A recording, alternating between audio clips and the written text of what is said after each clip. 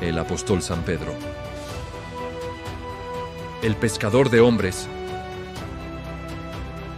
¿Herencia divina o invención humana? Imagina por un momento que un padre de familia, antes de partir de un viaje largo y peligroso, deja a sus hijos una casa hermosa y un libro de instrucciones detalladas. Pero no deja a nadie un cargo. Al poco tiempo, los hijos empiezan a discutir. Uno dice que la página 10 significa una cosa. El otro jura que significa todo lo contrario. La familia se divide, la casa se descuida, y el legado del padre se fragmenta en 1000 pedazos de opiniones personales.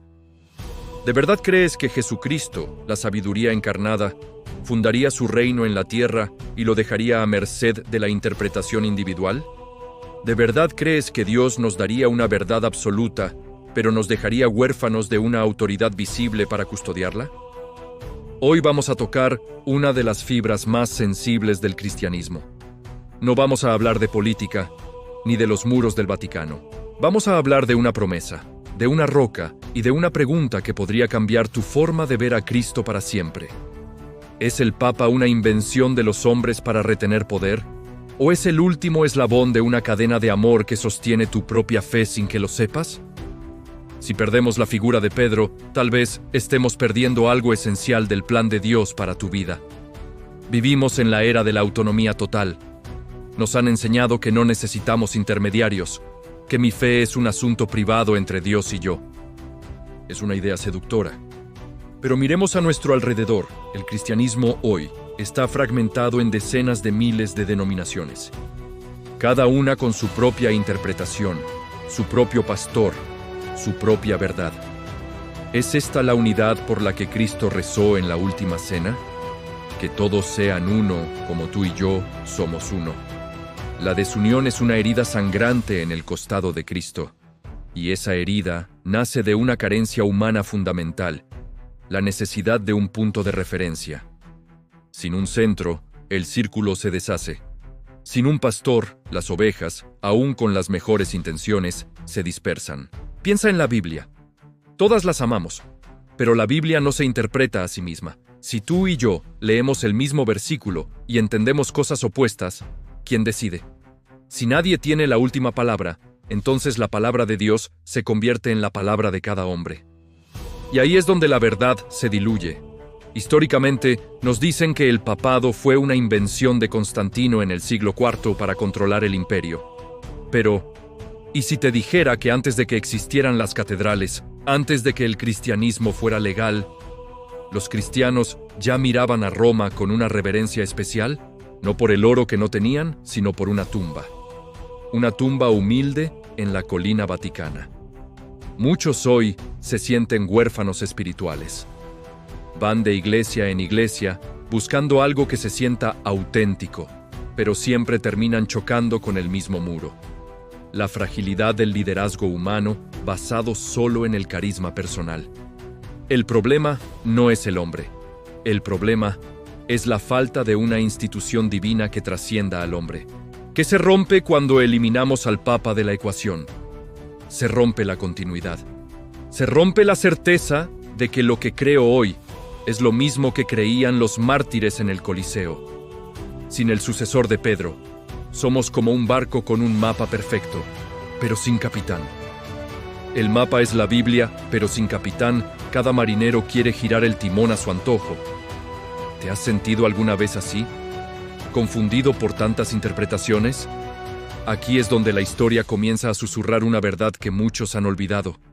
Y para entenderla, tenemos que viajar a un lugar donde el suelo mismo habla. Para entender al Papa, no hay que mirar a Roma, hay que mirar a Cesarea de Filipo. Jesús lleva a sus discípulos a las faldas del monte Hermón.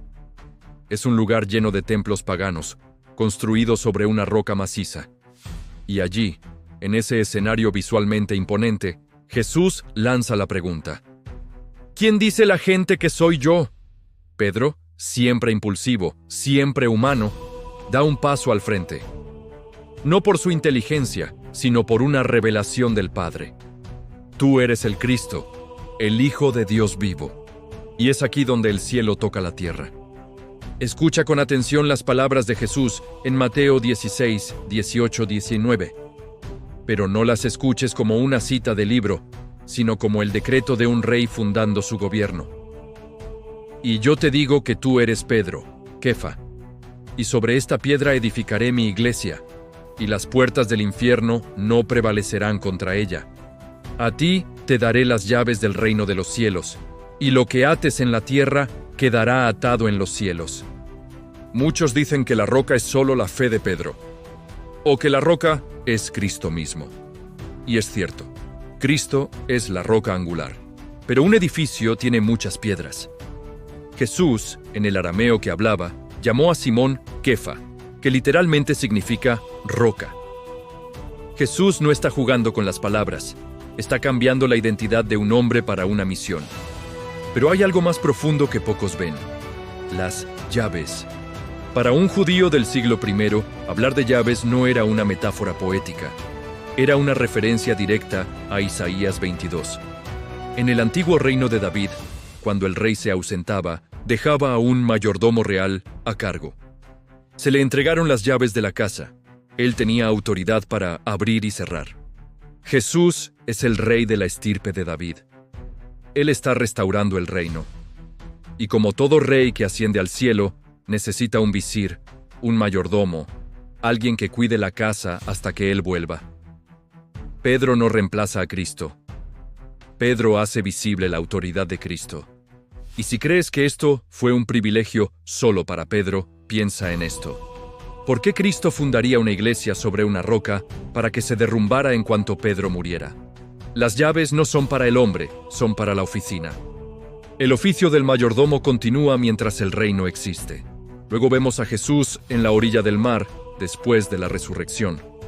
Juan 21. Jesús le pregunta a Pedro 3 veces, ¿me amas? 3 veces para sanar sus 3 negaciones. Pero después de cada respuesta, Jesús le da un mandato: apacienta mis ovejas. No le dice, apacienta tus ovejas, sino las mías. Pedro es el pastor delegado por el buen pastor. Aquí es donde muchos se detuvieron y se pierden lo esencial. La autoridad de Pedro no nace de su santidad personal, sino de la voluntad de Cristo. Es un misterio de humildad. Dios eligiendo lo débil para confundir a lo fuerte. Pero ¿qué pasa cuando ese hombre falla? ¿Qué pasa cuando la historia se vuelve oscura? Sé lo que estás pensando. He visto las noticias.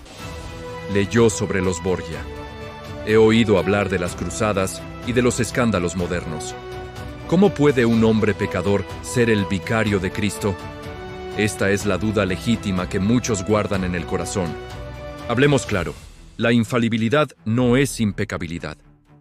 La Iglesia nunca ha dicho que el Papa no peque. Al contrario, el Papa es el primero en confesarse.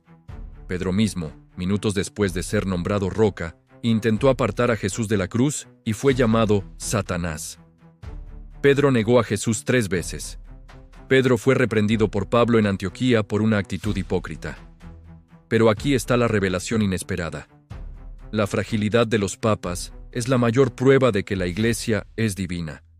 Cualquier institución puramente humana, dirigida por hombres a veces corruptos o mediocres, habría desaparecido hace siglos.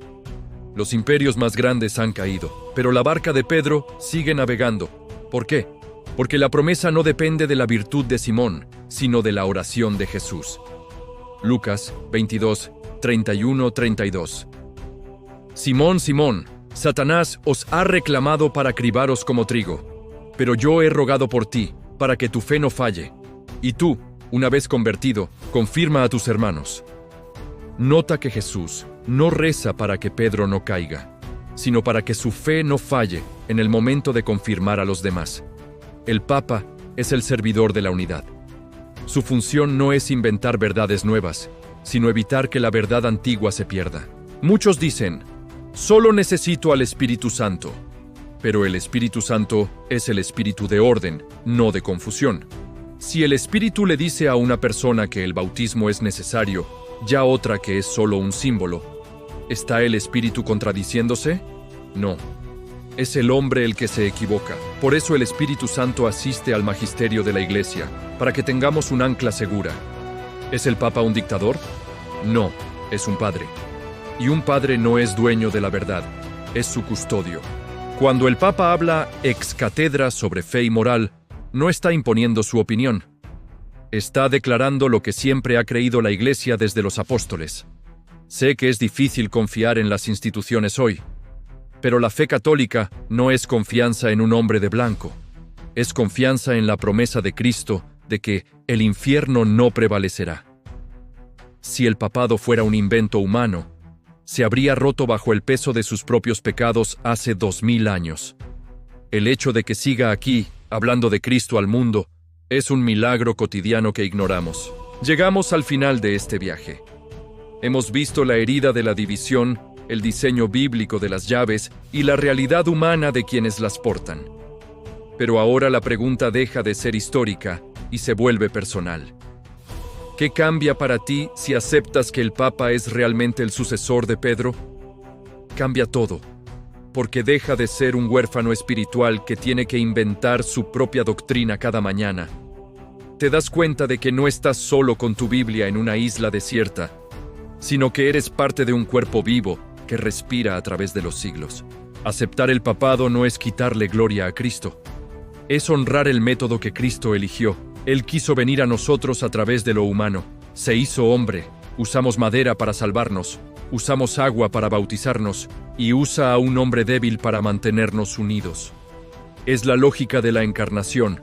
Cristo es el centro absoluto. El Papa es solo el dedo que señala al centro. Si miras el dedo, te pierdes el paisaje. Pero si quitas el dedo, tal vez no sepas hacia dónde mirar en medio de la tormenta. Hoy, el mundo nos empuja a una espiritualidad a la carta, donde elegimos lo que nos gusta y descartamos lo que nos desafía.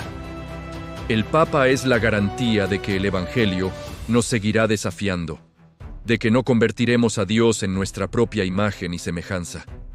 Si alguna vez te has sentido cansado de las discusiones interminables sobre qué es verdad y qué no, escucha el eco de aquellas palabras en el mar de Galilea. Tú eres Pedro. Hay una seguridad profunda en saber que la barca en la que tienes un timón, que no depende de las modas del siglo XXI, sino de una promesa eterna. No se trata de una figura política en Roma. Se trata de tu relación con la verdad. Se trata de la paz de saber que cuando la Iglesia habla de manera definitiva, es la voz de tu pastor, Cristo, resonando a través del tiempo. Te invitamos a que no veas esto como un debate que ganar, sino como un regalo que recibir. Un regalo de unidad, de paternidad y de certeza. Cristo no nos dejó solos. Nos dejó su palabra, su espíritu, y nos dejó a Pedro para que, cuando el mundo se vuelva oscuro, siempre sepamos dónde está la casa del Padre, Señor Jesús. Que rogaste por Pedro para que su fe no fallara, te pedimos hoy por el actual sucesor de los apóstoles. Danos un corazón humilde para reconocer tu voz en la autoridad que tú mismo estableciste. Que la unidad de tu Iglesia sea el signo que se convertirá al mundo. San Pedro, ruega por nosotros. Si este viaje ha tocado algo en tu interior, si te ha hecho cuestionar o confirmar tu fe, te invitamos a que te suscribas a este canal y compartas este video.